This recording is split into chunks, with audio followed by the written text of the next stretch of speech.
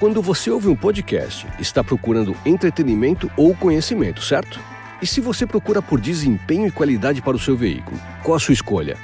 Os amortecedores Motorcraft têm tecnologia Ford e oferecem uma condução suave para uma viagem tranquila e segura. Escolha a confiabilidade dos amortecedores Motorcraft, válidos para a linha K, Fiesta, EcoSport e muito mais. Quando terminar seu podcast, é só acessar a loja da Ford no Mercado Livre e experimentar a diferença. A Max, seu streaming queridinho, veio aqui no seu podcast para saber. Você curte reality aventureiro ou prefere um conteúdo mais emocionante? Seja lá qual for seu preferido, tem na Max. Os realities que você ama, como Quilos Mortais, agora em versão 100% brasileira. E tem novidade, Sobrevivência Extrema vai ser o seu novo vício para maratonar. Tem Largados e Pelados, Masterchef, Operação Fronteira e muito mais conteúdo brazuca para ver. Vida real para todos os gostos é na Max. So, Harley, before we start, right, can we do like the prediction league at the start? No. Can we do it like in the middle bit before we do all the other stuff? No. I got to wait to the end? Yes. Same as every week. Bastard. Okay, let's start the show then.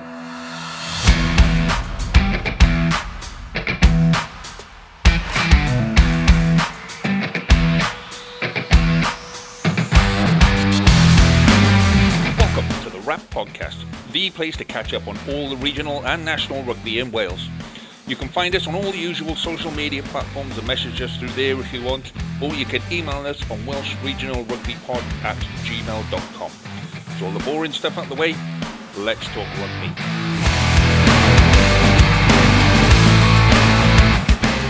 Hello and welcome to this week's edition of the Rap Podcast with me, Lee G. Joining me as always is the happy crew, Jamie, Harley and James. Good evening, gentlemen. Hello. Good evening. It's a nice sunny evening, isn't it? It's been Beautiful. a while since we've had it. It's a shame we're finishing the season, really. So let us start, as always. Are you sure I can't do Prediction League now, Harley? Yes. And this is getting hammier by the second. Guess what? A really good week of Prediction League. Let's We'll start get with into that later. let's start with drink of the week. So, James, you get to go first this week, mate. What have you got for drink of the week? So I was in Brighton on the weekend. I had mates leaving due for work, so ended up at this little pub, really sort of like on the back streets, and they had some local stuff on. It was called Sonar, and it was really, really nice session ale. But I sort of looked, you can't find it anywhere. It's a really local thing. So I asked the guy, so what's at the closest thing to it? And he said, if you can find the Beavertown Heavy Gravity. So I'm going for Beavertown Heavy Gravity. It's a hazy IPA, 6.5%. It's nice. Like, Beavertown's a very safe option. Anyway, you go like neck oil is in every pub you go to now. Yeah. It's a very safe option. But let's try it. I haven't actually tried it yet. I think I had that a while ago. Yeah, it's nice. Yeah, it's the nice. similar one. So yeah, Beavertown. Great little beer. Cool. Harley, what have you got this week? So I've actually got a slightly interesting story for a beer for a change. I'm saying slightly to, just make sure your expectations are as low as they need to be. So normally Saturday mornings we go swimming with our little girl. That got cancelled, so we decided to go to Devon County Show. I could just feel James wanting to go, Tory bastard. But I'm sure he'll come up with that name. Anyway, but what I found was a new brewery called Bayes Brewery, and I liked what they had on offer so much. I bought a case of 12 beers mix, and this is the one I wanted to highlight this week, and it's called Funky Monkey, and it's in collaboration with Paint and Zoo in announcement of the new baboon enclosure they've got there. So, a certain amount of money from every bottle sold goes to Paint and Zoo. And, considering how much my little girl loves aminals, I felt I'm going to help her out by drinking beer. So just the bollocks on the back. Bayes Brewery has teamed up with Paint and Zoo to brew this limited edition beer celebrating its new baboon exhibit called Hamadreas Hill. Funky Monkey is a copper-coloured pale ale with cheeky citrus character and fruity hoppy notes. Best of all, 5% of the proceeds go towards wildlife conservation. Bayes Brewery is proud to have raised more than £27,000 to help protect endangered species in partnership with Paynton Zoo. Now, it's extra wanky bollocks when it's saying about how great guys we are. I nearly bought a beer like that earlier, actually. There was a Northern Monk one, same brewery I had last week, that was wanky charity bollocks like that. Well, as we're talking wanky bollocks, we had a photo in on Twitter over the weekend, where now not only do you get wanky bollocks on the side of the bottle, you get wanky bollocks on the glass as you're drinking it. So this came in from Paul Price, and on the side of the glass, it's got the aroma is a tropical fruit and herbal lemon. I don't know what herbal lemon is, but that's what this beer was. It tastes crisp, clean, and of citrus fruit, and it finishes with a brisk, refreshing citrus. But he's finished the pint before he's actually sent it into us. So all we've got is an empty one. But that's how much it's spreading, where people are now sending us the wanky bollocks off the side of the glass, not just off the bottle. So well done on that. So Jamie, what have you got this week, mate? I got another beer from Mumbles Brewery, Virginus is called. So it's a hazy, fruity IPA, 4.5%. Now, if we're talking wanky bollocks, I've got a contender for wanky bollocks of the season, right? Have a listen to this. And listen good, because this is quite wanky. Follow the myth. Be moved from the earth to the heavens with a full, yet soft and creamy body, delicate bitterness, and the generous blessing of mandarin, tangerine, and strawberry aromas that bloom from the purest entity. That has got to win wanky bollocks of the season, surely. Right there. What do you think? That's the type of monologue you hear before, like, Wales v Italy. Yeah, that's a Michael Sheen level, isn't it? I'm expecting to see Gabby Logan pop up on the screen now with a thunder camera. It's not as fruity as I hoped, though. It's a bit disappointing, this beer. It's okay. But when it says fruity IPA, you want a fruity IPA, and it's not quite fruity enough for me. But it's all right. But that is some seriously wanky bollocks there. We should do, and when we do end of season awards, and then we got nothing to talk about. I was just about to go. Weeks, yeah, we do the wanky bollocks awards. That's off season taken care of. That's the front winner. That is surely. That's got to be the front winner. That right there. I sent the boys a pint last week. Was it last week? Yeah, last week. I don't know. You I said but the one in that pint, the one in the chat. Anyway, I sent that last week, and it was really, really nice. I nearly went via that pub on the way home to see if I could get it in a plastic glass and bring it out, because it's only about a minute and a half walk down the beach to this pub. And the best thing about it, because it always reminds me, and I'm sorry to bring this up late, of the Black Lion game. Right. Because, cheers, mate. Yeah. because everyone kept going on Twitter saying, "Oh, you lost to a pub. Your next opponents are going to be the Dog and Duck," and that's what this pub is called. So every time I walk past the Dog and Duck, because I have to walk past it in the rugby as well, I just think, "Oh yeah, Scarlett's going to get 50 put on them by the Dog and Duck." We haven't even finished drink of the week, and you're already on it, mate. Right, mine is I've gone for a Brewdog. I've gone for Wingman, which is a session. What do we mean by a session IPA? IPA to me is an IPA. They're weaker. Is that what it is? You can drink more without falling on the floor. Yeah. See, to me, a session is where you go for the hard stuff. And you go proper. A session would be you can drink multiple. Last week I had a fucking 8% one. I'm not having that in a session. Yeah, I've left my 8% one in the fridge. I'm saving that for a special day. This one's only 4.3. So the wanky bollocks on this is the eagle has landed, and that's it.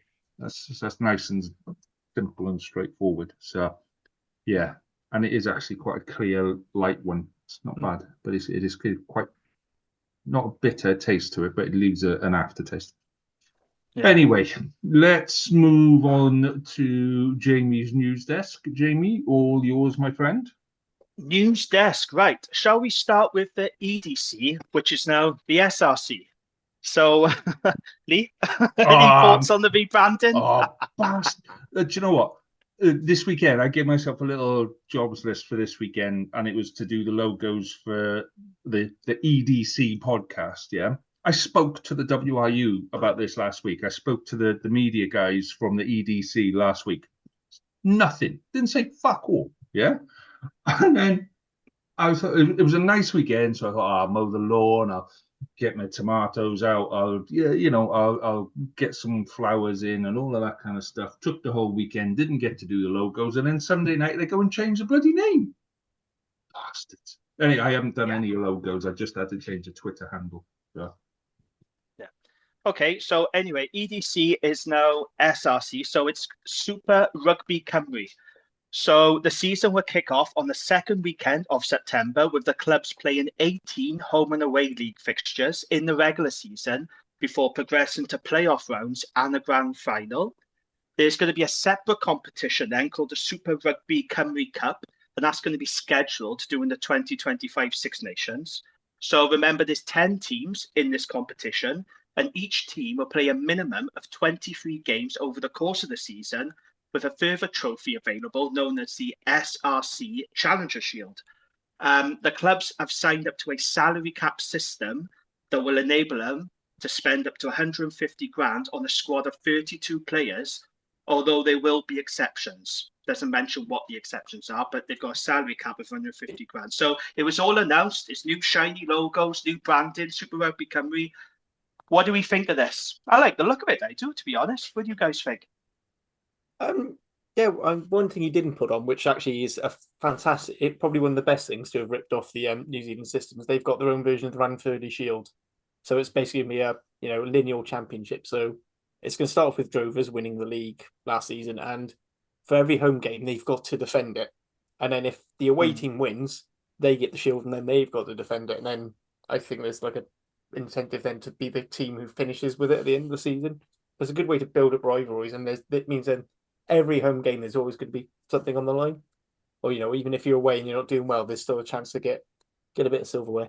They did mention briefly what the exceptions were, but they didn't say how they work. So there's going to be some exceptions for dual registered players, which I presume is if you're, if it's a URC team, so Dragons, Scarlets, whatever, and you're going down for fitness or to get game time, then you get a really salary cap relief. Also, there's going to be relief for players recently released from the senior academy or under 18s, just to try and keep them in the system, which I think is going to be one way where they keep the numbers up above 32, and also a thing for injuries. So, but as I said, they don't say how it works. What did you say the total amount was, Jim? Did you say it was 150 grand? 150 grand. That's what it says here, yeah. I got this from the BBC website. So they're saying it's 150k on a squad of 32 players, although there will be exceptions. And it mentions the SRC, so the SRC Challenger Shield. That's a further trophy there. Yeah. With 23 games over the course of the season. So 150 grand divided by 32 is 4,687. That's below junior. Below junior. This is where you get allocations of academy players. So academy players are outside of. So academy players are not employed. Like, so say take Bridgend, for example, now. They're signing Harvey Nash and Ben Burnell, right? From Ponty. So likelihood is Ben Burnell might get offered a contract by Cardiff. So he's employed by Cardiff Rugby, but will be allocated to Bridgend, say. He might not be, he might go back to the Rags. So he wouldn't be paid by Cardiff Rags, he'd be paid by Cardiff Rugby. Harvey Nash, however, who's no longer a professional rugby player because he got released from his contract by the Ospreys, would be employed by Bridgend. So he'd fall under that salary cap. So he'd be an employee of said club. So it's not 150 grand divided by 32. It's 150 grand divided by X amount. But the clubs have got to match that funding. This is the thing. So it's not the WIU are giving them 150 grand, but I'm pretty sure they've got to put in a substantial amount of money towards things as well. If I read correct, which I might not have. No, I did read that as well. They are pretty confusing. Yeah. It's really confusing. The number I've seen is it's 105. That's Of 105 match is what I funding. heard. Yeah. Yeah, and then obviously some of that's salary cap, some of that's for paying staff and whatever, and then I think some overheads over the top. But then there's an agreement with the regions to give allocations of certain players. So I said I think you might see that there'll be a few more Cardiff people going more towards Bridgend, as that's the only other team other than the Rags.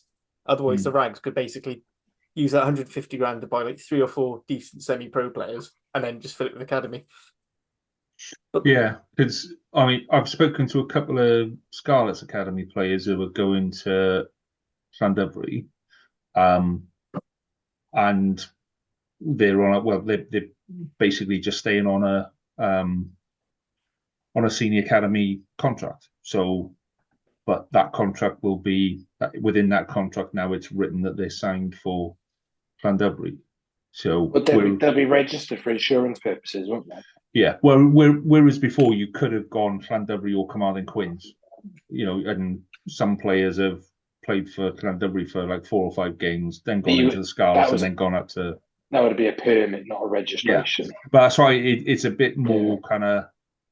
What I will do is I will speak to the guys at the WIU again and go, right, can we have somebody on maybe for our first podcast? After I've done the logos and actually got everybody together, we'll do it. What we want to do for that new podcast is to speak to every team in the off season and just give everybody a bit of this is what it's like, this is what the club is like, this is what you can expect, what the ambitions are, and all of that kind of stuff. So yeah, that bit of it is slowly taking shape, but we might do a very early one on, can somebody explain to us what the rules are, please? That might be the devil is in the detail, isn't it? That was just a brief overview I give then, but there's a lot more to it than what I said. You have to look it up. Yeah, I think it looks really good. I think the branding around it is really good. I like the name Super Rugby Cymru.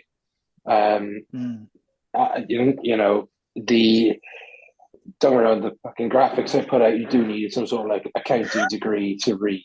Only when they actually released the fixture list that I understand what was going on.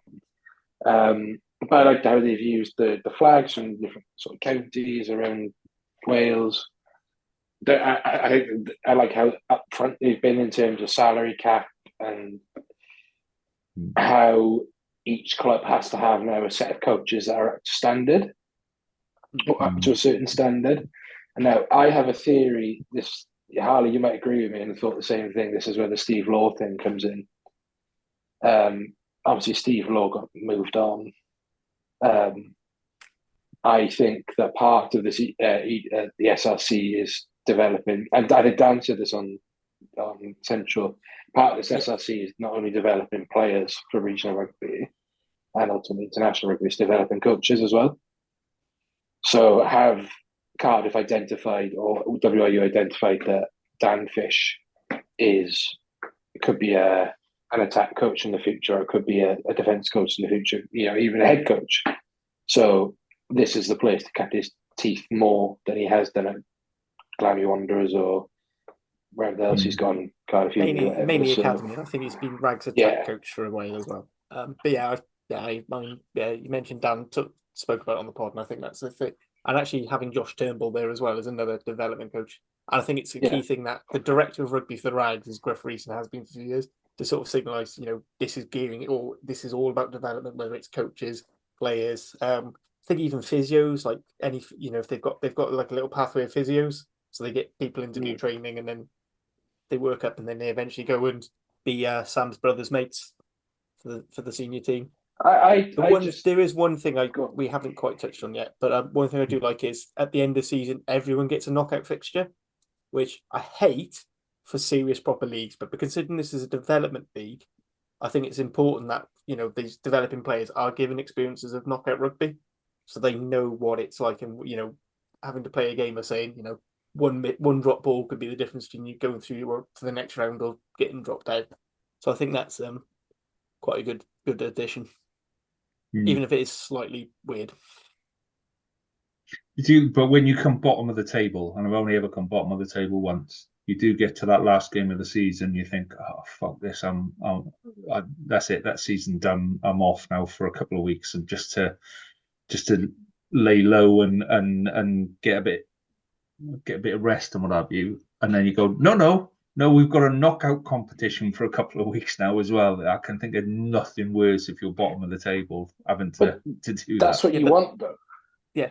As a These are team, professional- that's what you want and need. If you want to consider yourself a semi-professional gearing towards professional outfit, then you can't just come to the end of the season and go, we're bottom, I can't be fucked anymore.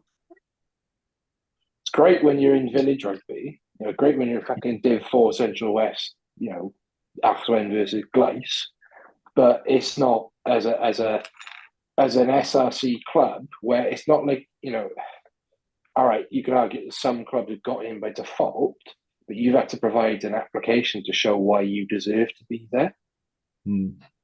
So you've got to maintain professional standards throughout. So yeah, even if you do finish bottom of the league, you've won 3 games all season, and you've got to go play knockout rugby. That's the whole idea of this league. It's essentially the Premiership. It's essentially the same setup as the Gallagher Premiership, right? But playing a few more games. And without relegation. Yeah, exactly. Like the Gallagher Premiership doesn't have relegation, does it? That's because everybody keeps going bust rather than getting relegated. He was stopping that ages ago anyway. You've got the Prem Cup, essentially. Yeah. In that sort, that's what all the Welsh fans loved, and they loved the Gallagher Premiership. So they got their wish. He's stoking it. Right. What else have we got on the news desk, James? Right, we got some Cardiff and Wales injury news. So Callum Sheedy is going to be out for a few months after picking up a knee injury on the final day of the season for Bristol against Harlequins. So he left the field in the 37th minute after sustaining a PCL injury. So that means that Sheedy is going to be unavailable for Wales' summer tour of Australia. I will likely make his return to rugby in September, though they're saying it could be longer than that. And Teddy Williams has also undergone shoulder surgery, ruling him out of Wales' summer tour, which is a shame.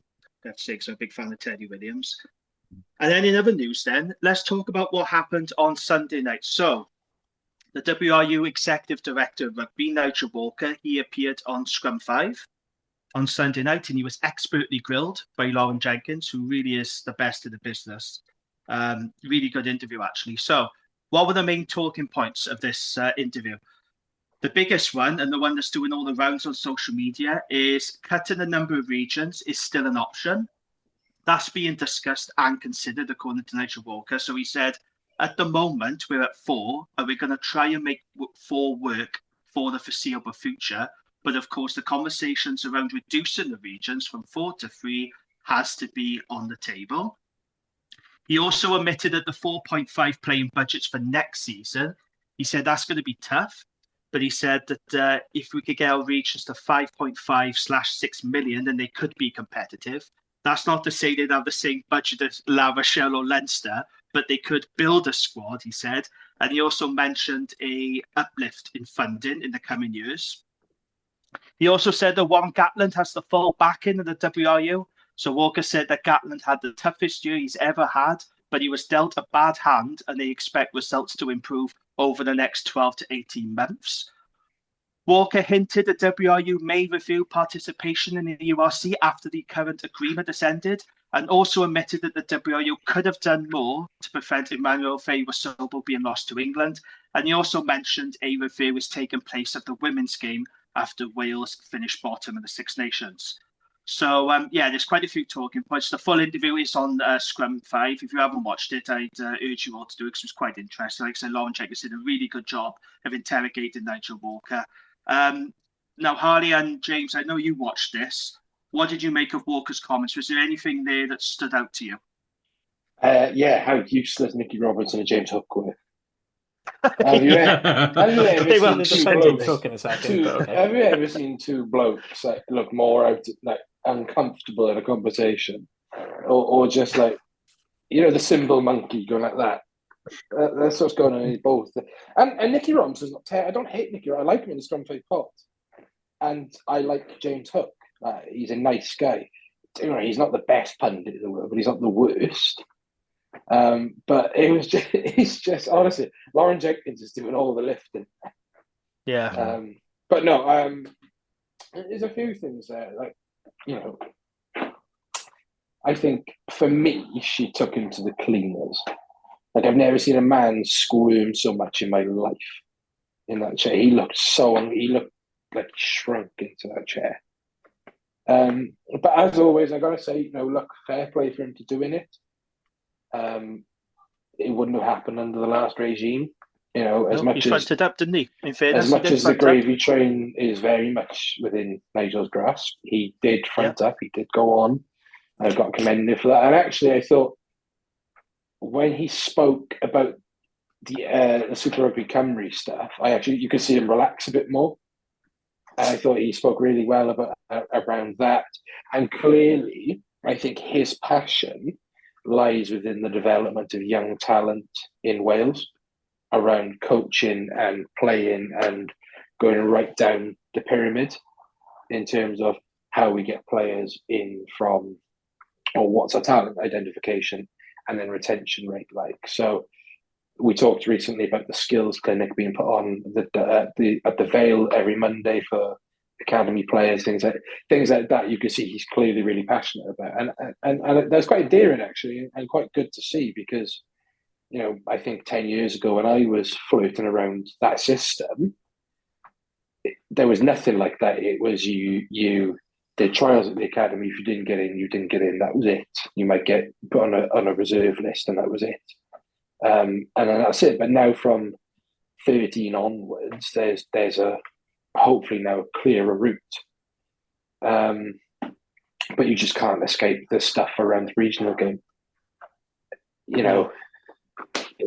I think that they were clearly badgering for him for an answer around cutting a region. Well, Nicky Robertson was. He was very keen to get that question. It was straight off the bat. He was right. Have you noticed the Ospreys employee wasn't?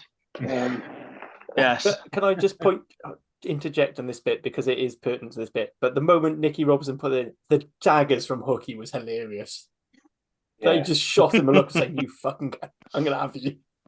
And the thing is, there's a outside. point when he starts talking about academy players and academy coaches, he just kept looking at Hook and saying, like yourself. I'm like, all right, mate, calm down. He does the attack at the end of 16. It's like, fucking hell. No, but you can't escape the fact that he waffled and muddled his way through the regional game answers. I think he obviously clearly came in with pre-prepared statements around it. And I think Jenkins' questioning threw him the fuck off.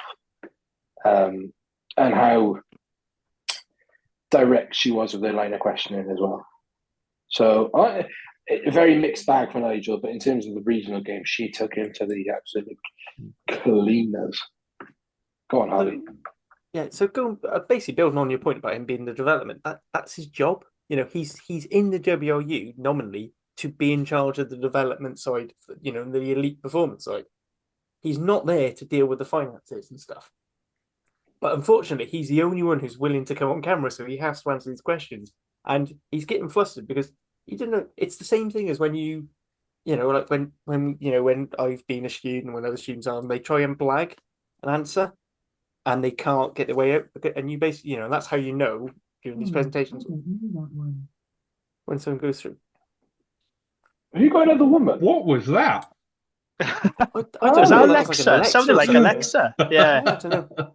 I think my mum came in. She showed the Alexa on. That's completely. But anyway, it reminds me of these times when people blag their way through answers and they don't really know the answer and they're stuttering and stumbling. I mean, as for the whole thing about the 4 regions going down to 3 or 2 regions being dropped, it's all on the table. This has been consistent with what the WRU have been saying since the last report came through.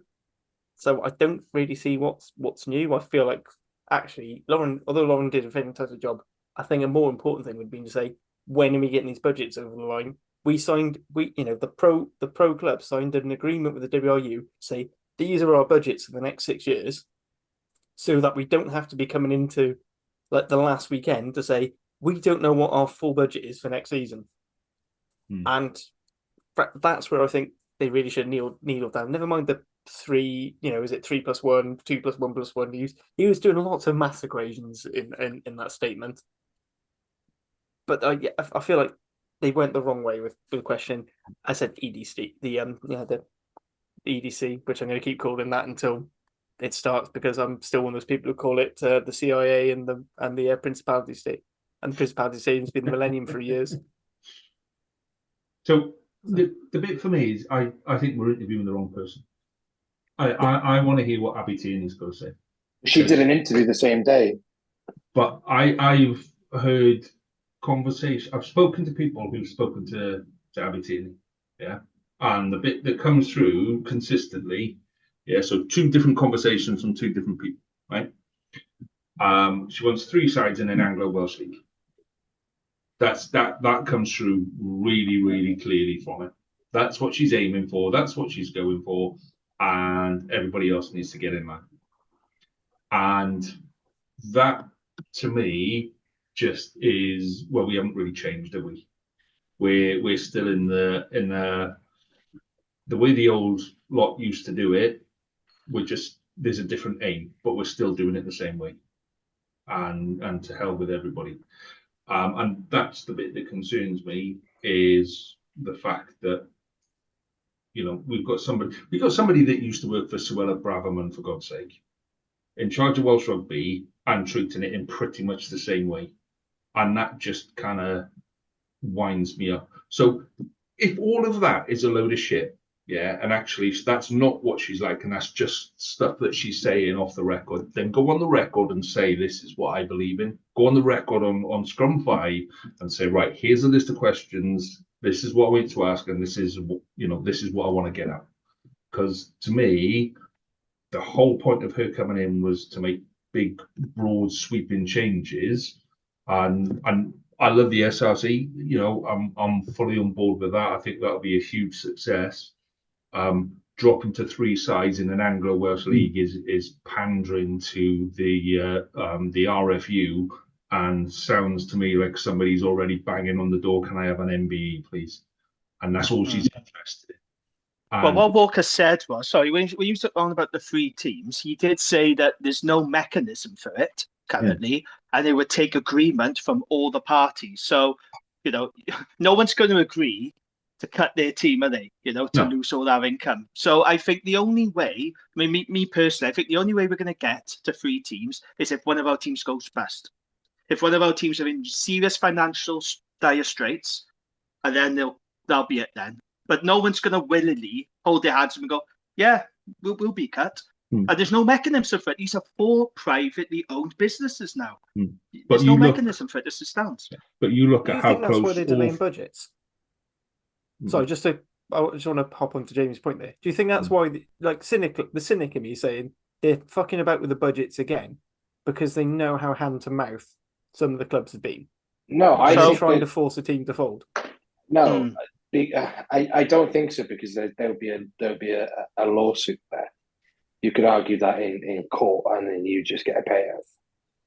You can't. Well, yes, I get what you're saying, and you could say that idea has been floated around for a number of years. The bit that I think Jamie was alluding to there was the fact that they are 4 private businesses, right? They're 4 privately owned businesses with financial backing and boards and everything like that. If the WRU wanted to, and we're working on the assumption that the WRU want to cut down to 3 regions, right? They had their chance last year. They had their chance when Dragons were owned by the Welsh Rugby Union to essentially cease trading in existence of Dragons, right? If that's what they wanted to do, they could have done it and not gone through the sale to David Buttress and co. Jamie, am I right there? They could have, but don't forget, if that happened, that would have had a huge knock-on effect to the other regions then, because a lot of debt would have been passed to them. That's what David Buttress said to our pod. It wouldn't have been easy, just cut the Dragons, the rest get money. It would have had huge knock-on Yeah. effect. But yeah, you If are we're- right. They could have If we're seized the working on the Dragons, yeah. cynical view that they But- want to Yeah. do that, the other thing is exactly what you just said. Then. Cutting down to 3, a layman now would think that cutting down to 3 means you have more money to spend. Yeah? You know, I see multiple things say, if we cut down to 2, we'll have 9-10 million each. I was like, no, we'll just have more fucking debt. That's what people don't get is the agreement that we've essentially been pushed into signing is that we're gonna take on more debt come any of the regions shutting, right, or any of the regions ceasing to exist. So look, there's a lot there.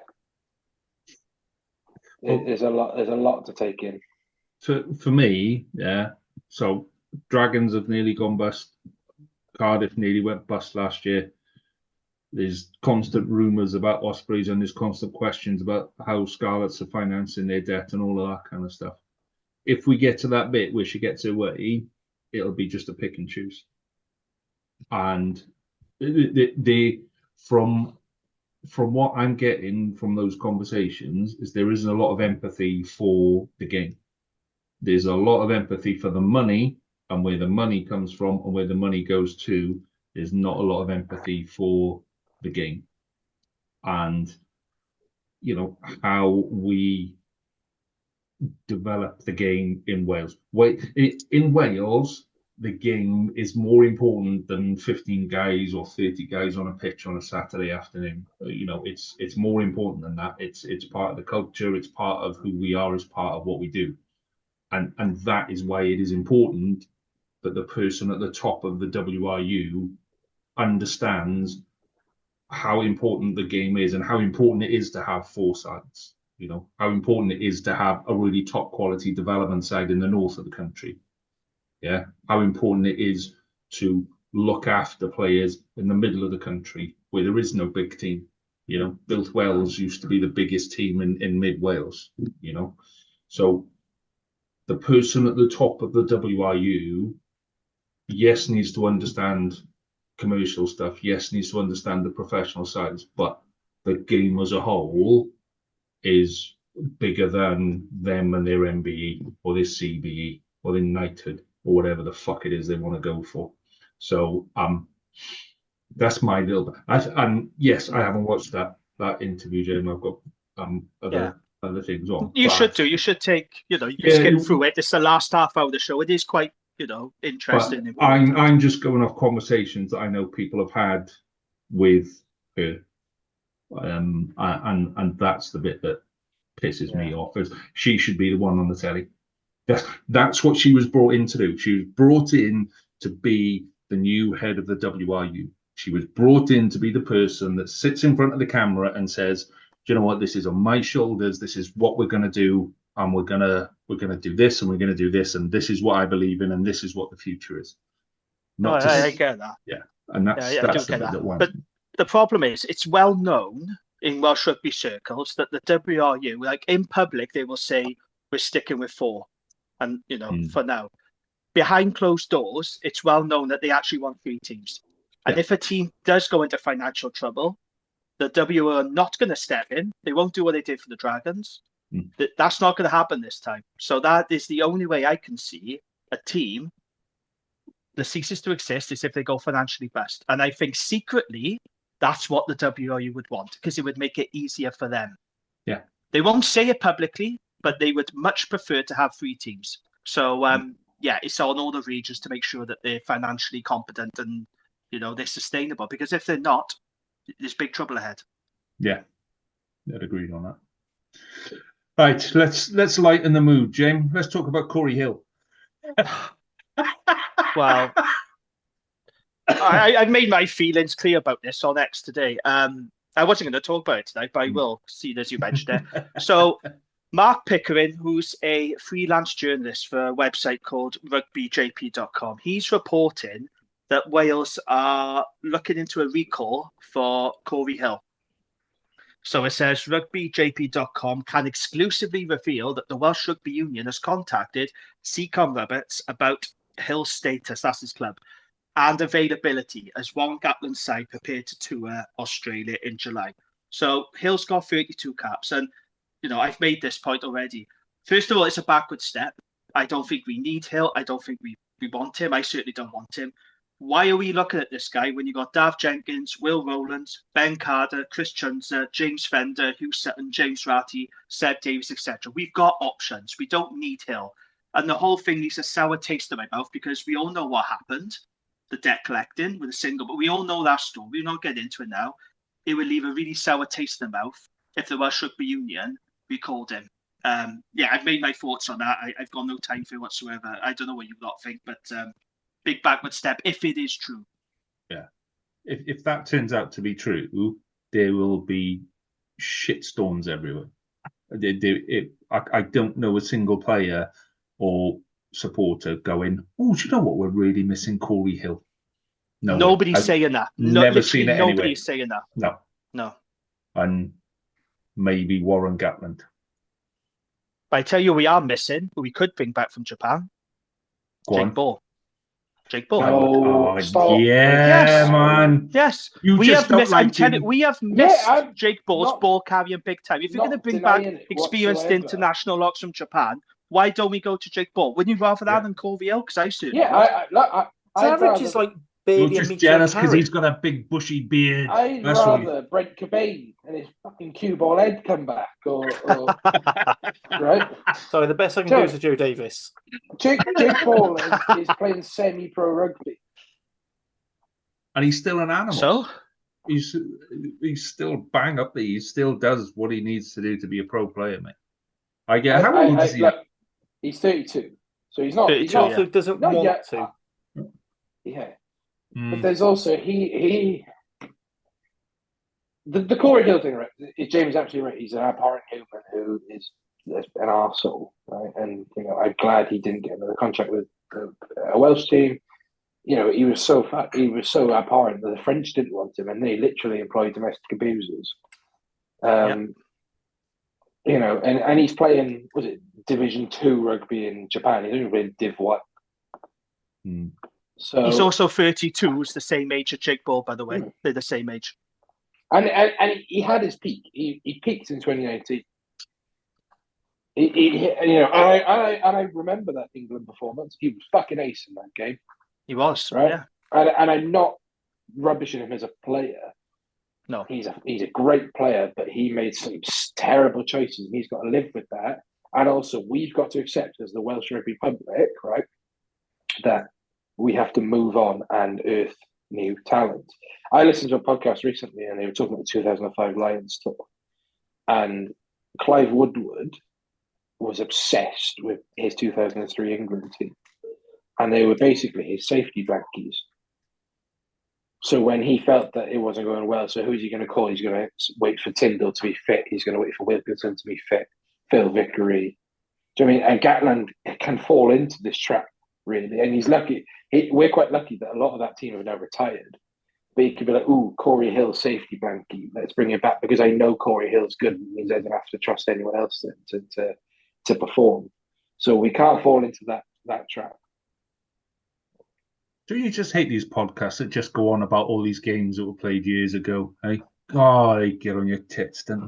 I was too young to remember the 05 Lions stuff, so it was good. It was good properly learning about it. I was in fucking... Can I just say, though, you talk about Clive Woodward being obsessed with that 2003 team as if that's not the same 20-odd years later.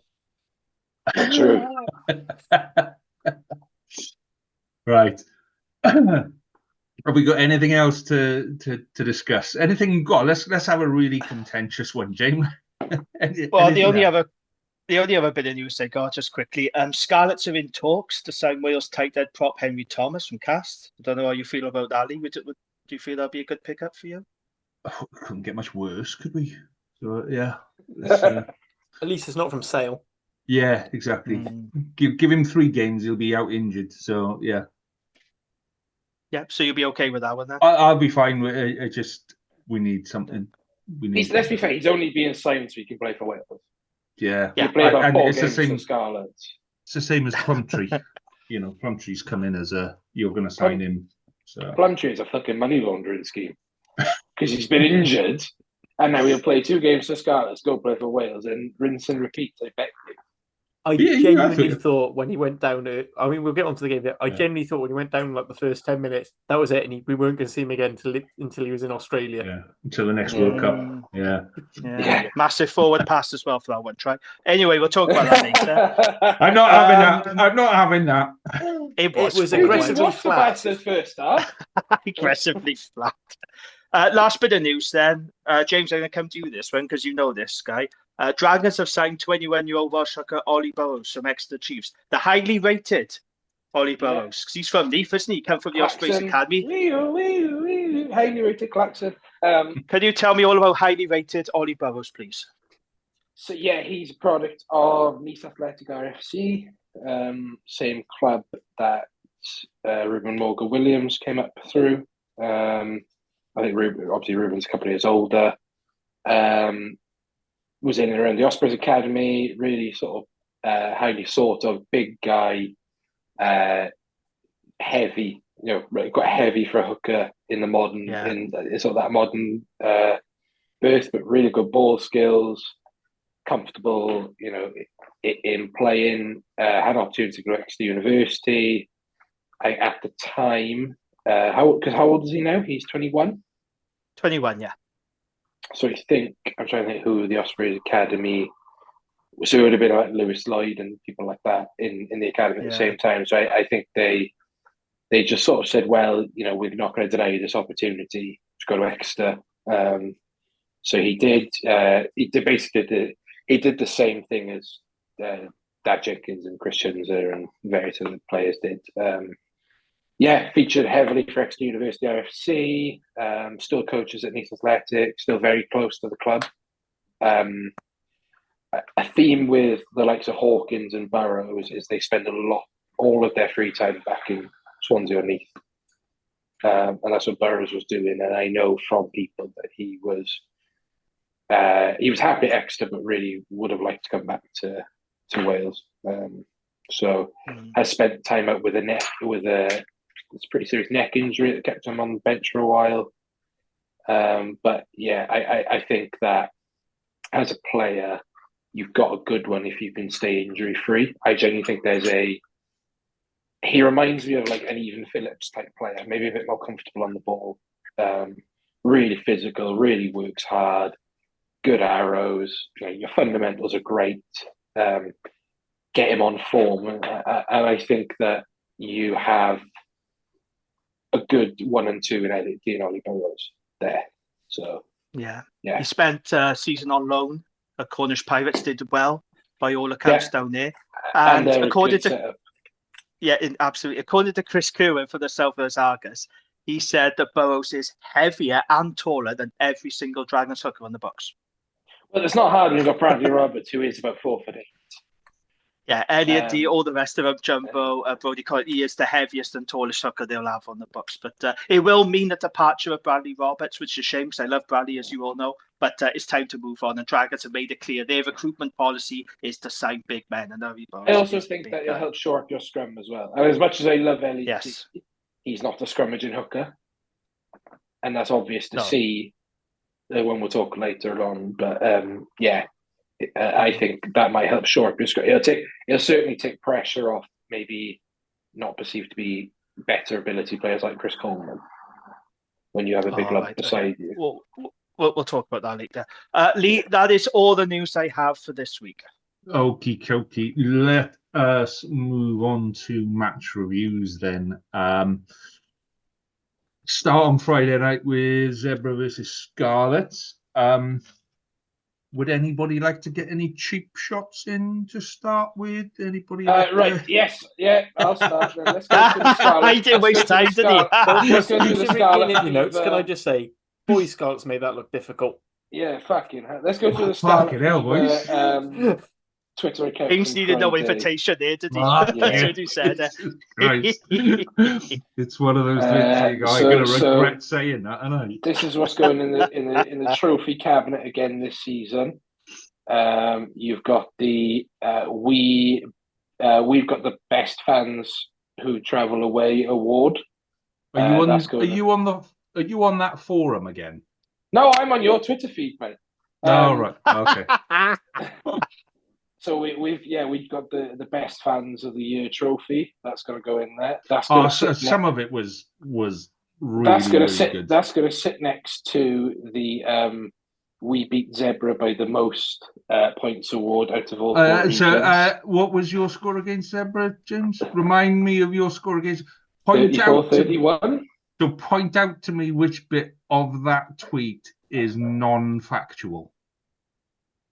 It's sad, is what it is. It's not non-factual. Point out to me. This is where we've point got out to me which bit of that tweet is not true. Beating a bunch of Italian taxi drivers by more than you. By more than by 18. By more than you. Did we beat them by more? Did we beat them by more than you? That's going to sit next to our fans are old and retired, so therefore did we beat them by more than you? We've got the. We've got a good back row award because they played well against Zebra. So no, I just there was a lot of on that forum, right? My favorite thing was, and Jamie pointed out on X, that Scarlets fans have got themselves into a bit of a frenzy that, we could finish above Cardiff, yeah, hello. Hello, we could finish above Cardiff. And then Cardiff went and won by 5 points. I want to bring the honourable gentleman back to the question he refused to answer a few minutes ago. We beat Zebra. What the fuck are you on about? Who beat Zebra by more? Was the question. Why is this the thing you're hanging your hat because on? you were the one that brought it up, Jane. The point was, because you were the one who tweeted, and you can take that to the bank. Them words were put onto the internet. You can take that to the bank. That wasn't me. Was that you who tweeted that? No, that was you. That was Catboy, wasn't it? Yeah. That was funny. You can take that to the bank. He's supposed to be the sensible one. Can I put a point of order in? Scarlets do not get the Best Travelling Fans Award because that is obviously Munster. Just stop it. No, that's true. Ospreys went with a weakened team away to Zebra. Or was that Benetton they went away? We went to Benetton. That was Benetton. We had Zebra. Benetton. Yeah. Oh well, you should have beaten them by more then. The point, a team that were lucky to draw. Yeah. The point on Friday was, is just. And we've been saying it for a while. You just need to build a bit of confidence that the game is improving, the defense is improving slowly, not as much as we want to, but it's improving slowly. The attack is improving slowly. We're actually starting to run and pass the fucking ball, which just wasn't happening in the first. Unless it's Dan Davis. He doesn't need to, mate. He can run through a brick wall. So we're in one of those bits where do you know what? I don't care if it's Zebra, it's a win, and it was an improved performance. It was a definite improved performance. It ain't perfect, and it ain't going to be perfect for a while. But if we keep improving, and little small steps, then everybody's going to have to just kind of live with that until we get to that bit where it's all kind of firing again, because there were some bits of that game that were really, really good, and there were some bits of that game that we were just shocking. So I thought the back row actually worked really, really well, and I think the difference is having balance there. Tupelo had another really strong game, got through a hell of a lot of work. You've got Plumtree's pass was about 3 foot forward, but that's not. My God, it was horrific. That's not the point. Fucking awful. Should never stood. Even the fact that it wasn't even looked at, but the touch judge was right next to it, so I thought, maybe the camera angles make it look a bit wonky, or maybe, and then you look at it from a different camera angle and you go, no, still.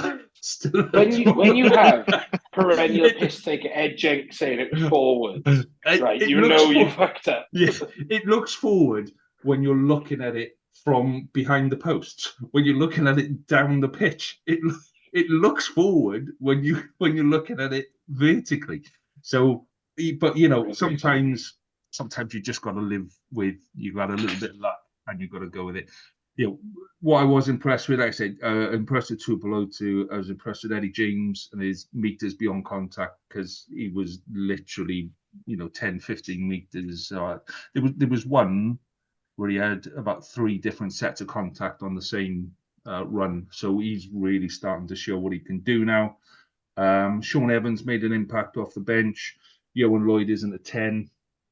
I'm sorry, we've tried him. Johan Lloyd is not a 10. Stick him at 15. But you've got Johan Nicholas at 15 playing really well. So, it's one of those things that they're going to have to make hard decisions. But, yeah, for me, Johan Lloyd just isn't playing 10 the way we need to play. When Costello came on, it was controlled. It was more. It was comfortable. It never felt in the second half. When Costello came on, it didn't feel like we were gonna fuck anything up. Put it that way. I actually think a part of that was Hardy as well. I think Hardy played really well when he came on, which is a shame because obviously he's leaving, and there was rightly questions about why he was playing and not Archie. But I actually think Hardy came on. He brought a bit of pace. I don't think Gareth Davis had his best game at all. Oh, that kick was just fucking shocking. But to go back to Archie and Titcombe, apparently they're being kept together, playing together. Then put them both on the bench. Yeah, there's just that's the plan. That's the plan. Keep them together. They're playing together, and then they come through. But this is where Dwayne is falling down. He's planning. Stop. This is how you got into this mess. It's like when the Ospreys throw the ball about, it just goes wrong. Just play open rugby. You're really good at it. Yeah. So just don't plan. Do the thing that no one's expecting, and that's what fucks people over. So win's a win. We got the win on the board. It does mean there's a very, very unlikely chance that if Cardiff need to get no points at all on Judgment Day, you can't beat us. You can't beat us. They're on 30 points. Is it? Oh, yeah. I'm giving you an update of the table as far as the Welsh regions are concerned. If you want. Also, how did you watch the game? Because you put in WhatsApp that you are only half watching. I was. In there. When they were losing, when Scarlets were losing, Lee texts, I'm only half watching, only interested. Then when they start winning, he's fucking texting all the time. It's funny now, isn't it? It's funny how the messages start pouring in when you start winning. Yeah. I think I sent about 3 messages in the second half, please. No, it was I was kind of distracted, but I was distracted watching the Cardiff game as well. So yeah, it was. I watched the game on mute. That's how weird it was. It's very strange watching a game on mute. But not a bad thing if Catherine saw with his commentating. I was going to say, depending on who the commentators are, Mason sometimes Green, I do that the anyway. Sky King. I put the game on, and the first 5 minutes. But the first 5 minutes in the studio was Hook and Cuthbert discussing what shirts to wear. I go, fucking hell, we're going downhill on this. I wanted to talk the wife said, quickly. Mute it. I went, happily, there you go. Even me now, die-hard Ospreys fan, I watched it because I was on the train up to London. So I put it on, and was it Catching Hellers or whatever it is. And then you had Hooky, who is obviously Osprey through and through, right? And then Cathy, who's obviously Cardiff and Ospreys. Yeah, he was a traitor. And I'm like, right, okay, surely they've got like some Scarlet, they've got to have a Scarlet on co-coms, or they'll have Gareth Rees, who's Kueli boy. No, that's where that time keeps coming up when I insult them in Central Pod. And even as a start, and the first thing they did was have shirt banter because they both turned up in the same shirt. That's unfunny. And they started talking about the piss and Ospreys. I was like, don't get me wrong, lads, love the free publicity, but like talk about the Make-A-Wish kids. Like, come on. I mean, Foxy's literally doing jack shit at the moment for the Scarlets. Yep. Get him on Scrum 5. Do you know who Foxy does his media work for? Bloody Haskell. That's who he goes because he goes on his pod all the time. Yeah, he does. He goes on that good bad rugby. Wait to ruin a good player for me. Anyway, let's. Do we want to do Ospreys Dragons last, or Derby last? I think. Okay, we'll talk about I mean, I can summon it quite quickly. Go on then. Cardiff remain unbeaten against Sharks. I thought And you'd do you know been... what? If the Sharks were serious about not losing again, then maybe they should have shown Cardiff some bloody respect and actually fielded an actual team. You know, a team of people who know where the tackle line is. Mate, there was a guy on the wing who had to borrow a pair of boots off the touch judge. Yeah, that's how low down they were going. Well, all right, if that's the level of respect we're going to get shown, do you know what? Fine. At least we were nice and we let them score 2 tries. And we let them score because fucking hell, that was comical. Well, you have to say that's a step down on last year where you nilled them at home. Oh yeah, no, it's yeah, it's like it doesn't have the same ring. You know, do you remember when we nilled the Sharks? Do you remember when we let 2 easy tries in against the Sharks? It's just not the same. I thought it was a good effort. What positives do you take out the game, man, Harley? Ben Thomas plays very good against second teams as a 10. Halaholo looked the best he has all season because he's not been thrown into the 13 channel, which is always his worst of the 2 centre-backs anyway. Can win it despite being actually assaulted by 2 Sharks players. Managed to be excellent as always. James Botham, fantastic game, 3 turnovers, plenty of tackles. Alan Lawrence, out of nowhere, has shown that shown some of the potential when he first sort of came along. I think I'm hoping the club sign him up properly because at the moment he's been on like a month-by-month rolling contract. So it'd be nice to get him secured down because I think he'd be a fantastic squad option. Because Big Mac's going to be going away quite a lot. Scrum again in South Africa's gone really well. I don't know what's going on there. Frank Murphy had Cardiff on one side of the coin, and that was the one that ended up on top. It's the only thing I can answer for that one. But I'll be honest, a big thing part of me was I'm just really disappointed by the effort from the Sharks. Like, I know it was their second 15, like 20 players left. But even still, you still had like experienced operators like Chamber Boatland who had absolute stinkers. This was a game Sharks needed to win to get some sort of pride.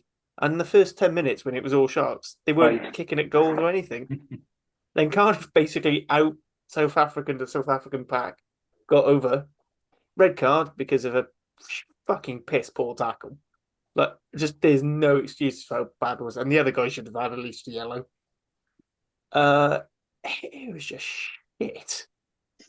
And even then, I still didn't believe we were going to win until the 80th minute when Frank Murphy blew the whistle. Okay. So, but let's be fair, Sharks are more interested in qualifying for Europe through winning. So yeah, but I mean, at the end of the day, you play who's in front of you. The important thing is at the next season, they're not going to see that as it was only a second season. They'll see we've got another win. We didn't finish below the Scarlets, which would have been we might as well we should have been the club to forward if we finished below Scarlets because the season they've had. Somebody's spoiling for a fight, in front of you. No, you beat was put in front of you. Yeah, okay, that Sharks team was a bin juice team, and they were down to 40 men. Does it matter? No, because any win in South Africa is to be cherished. It's a tough place to go. That's not Cardiff's fault. There was a lot of on that forum, but from some other Osprey fans as well. I think on the Facebook group saying like, "Oh, why is it that Cardiff get to play the bin juice from South Africa? And, we had to play X, Y, and Z." And, and I get from Scarlett's point of view, you go up there right at the start of the season where they're going to be playing their first team because but South they weren't Africa, because all their box were with. Yeah, they did. Exactly. In World Cup. No. Yeah. And that's what someone pointed out. But Scarlets fans don't like to hear facts, right? But my team's 4 from 5 against South African opposition this year. I know, and very. He can't help it. He can't have it. He had to get that in. We played. He's coming for you next. And our worst loss against the South African side is 12 points. So we're not. Oh, fucking hell. Stories, man. Right, let's do Ospreys Dragons before Jesus Christ. I'm gonna punch the screen in a minute. Right, let's do Ospreys Dragons. So Jamie, go first. Then you tell us today, Jamie. Get your handbags out and start bitching. Go on. You want me to go first? Yeah. Okay. Yeah, you were there. Yeah, I was there. Yeah. We were good for 30 minutes. Yep. So that's a positive. We were good for the first half hour. Our defense was solid. We had to soak up a lot of pressure, won some turnover ball. And we were frustrating the Ospreys. You could feel that in the stadium as well. The supporters around were starting to get frustrated. Ospreys were trying to force things. We knew that they needed 4 tries for that bonus point, and it wasn't quite working. And they thought we were quite dogged in that opening half hour. So far, so good. And then it starts to turn Dragonsy. So Aaron Wainwright picks up that yellow card. No complaints. He came in from the side. He was warned twice by Ben Bixby. Away, he didn't do that. So he got yellow carded. No issue with that. And then they score, of course. And then after that, an unbelievably dumb yellow card by Dane Blacker. I honestly don't know what he was thinking. Slapping the ball out of Tipurick's hands like that and in an offside position when there was absolutely no need to do it. Ospreys weren't going anywhere. They were on the halfway line. There was no need to do it. And, of course, he does that. And in fairness, it was a very well-worked try from the Ospreys. That's clearly been perfected on the training field. Lovely offload for Morgan Morris, and then Ruben Morgan-Williams goes over the try line. And that was an absolute killer just before half-time, because Aaron Wainwright was due to come on the field like seconds later, and that really did kill us. And it spoiled, actually, what was a decent first half from the Dragons. You know, if we held the Ospreys out, that wouldn't have been so bad. But the second half, then, we just see what we've seen from the Dragons pretty much all season. Poor discipline, compounding errors, poor execution, disintegrating scrum. I mean, poor old Chris Coleman. I just want to put my arm around it now. I genuinely feel sorry for the guy. Like Nicky Smith took him to the cleaners, and I do feel sorry for him because he's clearly not up to this standard, and it's not his fault. We got no other options at tight end, but he's so out of his depth, this level, poor bloke. But yeah, our scrum was just pretty awful, wasn't it? As it has been for most of the season. 20 penalties conceded by the Dragons, which is, well, it's just not good enough, is it? Discipline has been a huge problem for us all season. You are not going to win games conceding that many penalties. And it was pretty clear that we got on the wrong side of the ref early in that game, which meant that we weren't getting any 50-50s because we lost him. We just lost him for our own, indiscipline. And that meant that we weren't getting anything out to the ref. Having said that, mind, we still had opportunities to come away from that game with a bonus point and maybe even a win. We left a lot of points out there. We did butcher a couple of tries. If Lonsdale hadn't knocked on and if Ross's offload hadn't gone forward, that could have been a very nervy finish for the Ospreys and we might have come away with a bonus point. But, it's just really disappointing, wasn't it? It's not really good enough. You expect Dragons to be, fighting to the end. And it just seems it's the same old stories. And I play well for a few minutes and then just completely collapse. But some quick shout-outs then. I thought Ewan Rosser was very good at full-back and he definitely needs to play at 15 on Judgment Day. He needs to keep hold of the shirt. Will Reid had his best performance of the season. I thought he did very well. I have criticised him a few times for his error count, but I thought he did very well. He scored all our points. Did a very good job at scrum half, actually, when Dane Blacker went off. Chris Hollis is going to get better with more game time. You can tell that he hasn't had a lot of game time. He's not quite match sharp yet, but when he had the ball, he made some really good carries, so I was impressed with him. Remember the name Joe Westwood. Now, how good was Joe Westwood off the bench for the Dragons? He was cutting open Ospreys at will. He was so dangerous every time he had the ball in, and he's only 20 years old. And I'm really excited about the centre prospects that we got now at the Dragons. We got Harry Ackerman, we got Joe Westwood, and Nyron Owen. We've got the lad coming over from the Waratahs as well. So I'm really excited about it. I think it's got some good depth there now. But look, no complaints from me. The Ospreys were the better team. I think the difference was they were clinical and we wasn't. We gifted them easy points and our discipline played our part. They scored 12 of their points against 14 men and then they scored 7 points against 13. So, yeah, we made it easy for the Ospreys. I'm disappointed, but it's just same old story for the Dragons, isn't it? Compounding errors, discipline, poor scrum. We've seen this kind of performance far too many times. So, the Ospreys deserved winners, I think. Hey, James, I thought you were very well behaved there while Jamie was talking. Go on, you were let it all out, son. Let it go. I agree. I couldn't actually get to watch the first half because we were taking the baby out in Brighton for the day, and so we were trying to find a pub that wasn't full to watch the first half, and we were trying to coincide with the feed. So I only caught like I literally caught both yellow cards. And then I managed to catch the second half. So I watched the first half back yesterday, and it's very true when a team is has a specific goal to meet in a match in terms of you have to get 5 points, so you have to get a win. You do stupid things. So the Ospreys turned down 18 kickable points, or 18 points worth of kickable penalties in the first half, right? Because they wanted the tries. So they were making stupid decisions because they needed the tries. You know, my local team, when we were in basically first and second of the league, we had to, when we played the other team that were competing for the league with us, we basically had to make sure they left with nothing.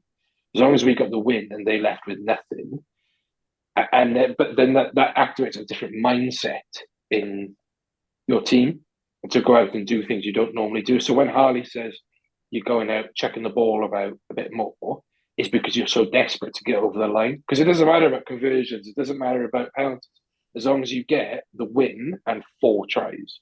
You know, I don't care if we won 20-0 because we scored, 4 or 5 pointers. You know what I mean? So from that perspective, we made the Dragons look very good in that first half because we were just kept being shit, and kept doing stupid things and things like that. And then the second half, it was by no means a vintage Osprey performance, but what it was effective. Dragons go down to 14. We score. The Dane Blacker one, you see, right? Well, we got the yellow card. I might as well go for the corner. And you can see Ruben, if you watch it back, you see Ruben Morgan Williams' eyes light up, basically, because he's like, oh, let's run this set play as he runs over. And it's very well executed. Morgan Morris, man, I think it was Rugby AP or Jared Wright highlighted it on Twitter, to go for the track, if you're going to use American football term, the bounce off, but then to be able to angle your body to get the offload in, that's so good. That is such an underrated skill, because you're doing two different things to try and get through someone and get around it. So that was a well worked try. The Kieran Williams one is a bit contentious for a lot of people. I know Jamie and I were talking back and forth on it. The issue is not, because you compare it to the Steph Hughes running against the Stormers. It was the Stormers, wasn't it? Yeah, it was. Yeah. There's the very little difference. Yeah, the issue is it's not whether it's a try or a no try, it's the consistency around it. So you can't not give it 1 week and then give it the week after. For me, they're both tries. They're both. I said at the time the Steph Hughes was a try. Same with the Kieran Williams one. It was just a very workmanlike performance. I think we clearly have a hangover from the last 2 games, but it's great to see Dewi Lake back. It's great to see Jack Morgan back, come out fit. Dewi Lake on his 50th, getting 2 tries. Dan Edwards had to do a lot of controlling of the game, which he's not had to do before, and I thought he did very well. Kicked well. I thought Jack Welsh went very well from fullback. He clearly identified that Dragons maybe don't push the kick hard enough, so he was running a lot from fullback. I thought he ran very well. Obviously, Tom Florence had to come in very last minute for Owen Watkin, who pulled out for personal reasons. I hope everything's okay with Owen. Sending thoughts and prayers. He's clearly a specimen, but he's clearly a guy who hasn't played any rugby because of horrific injuries. And Justin Tipperick, man, he's my other one. Fuck me, the guy gets everywhere.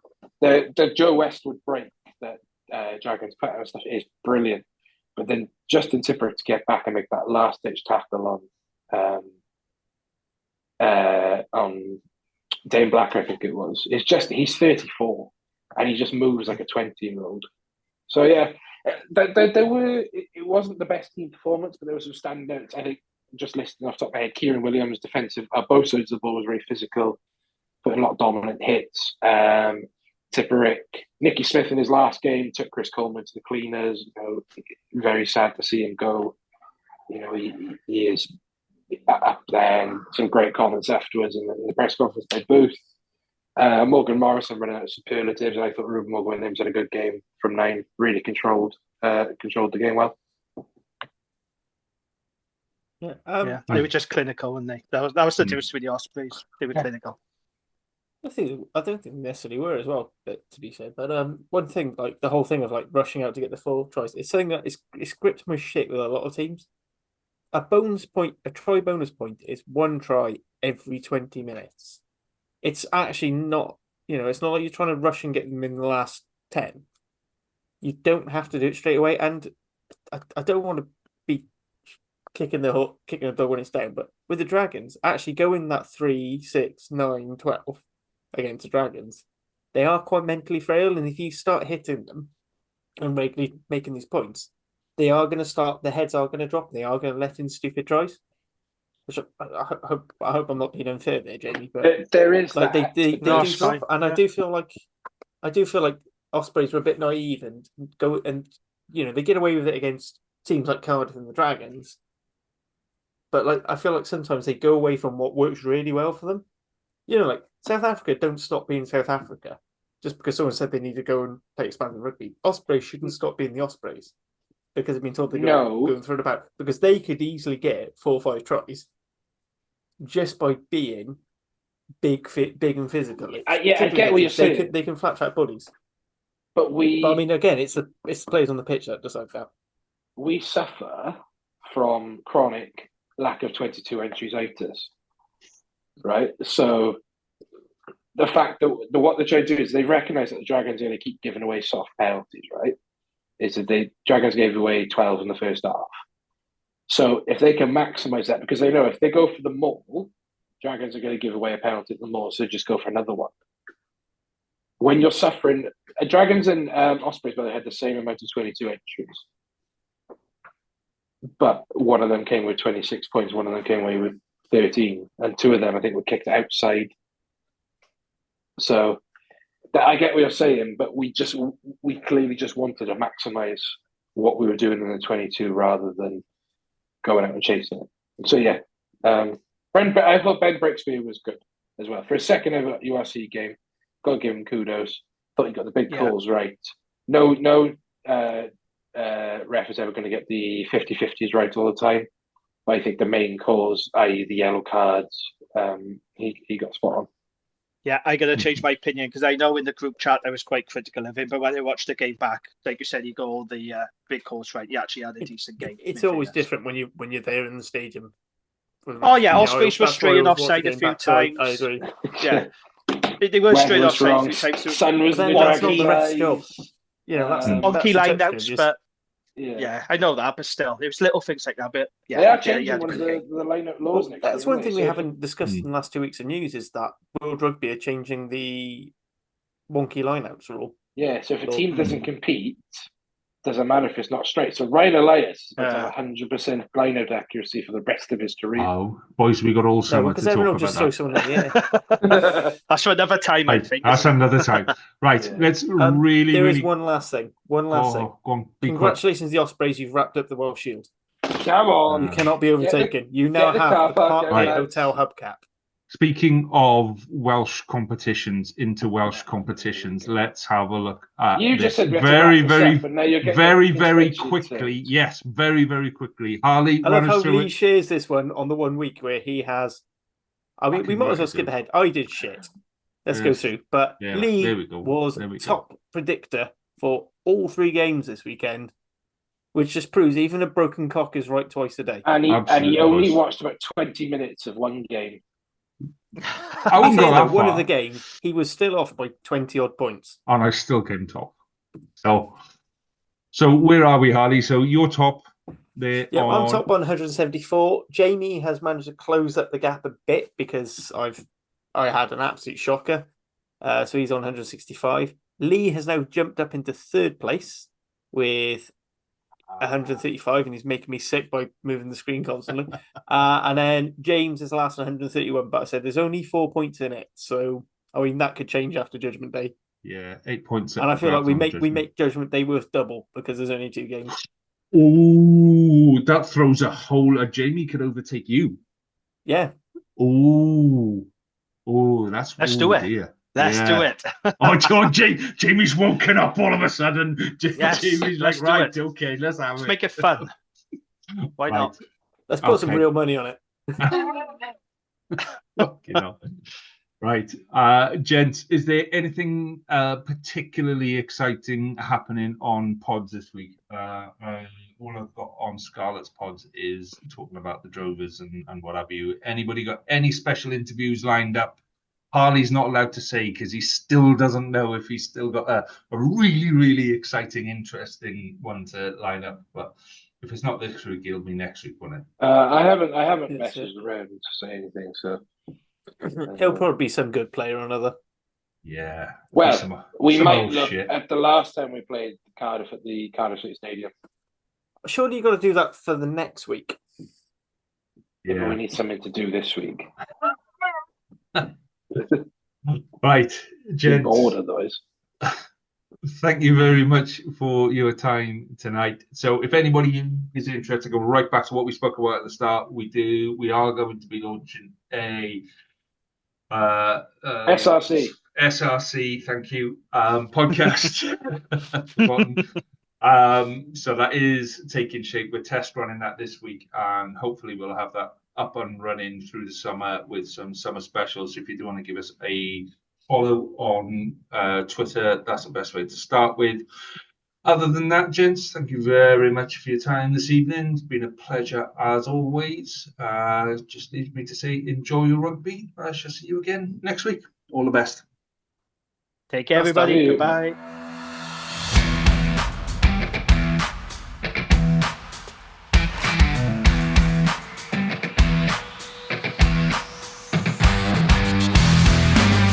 Thank you for listening to the Rap Podcast. We hope you enjoyed listening as much as we enjoyed recording it. Please do rate us and tell your friends, as it really helps us to grow and get better. We'll be back next week with more of the same, and until then, enjoy your rugby.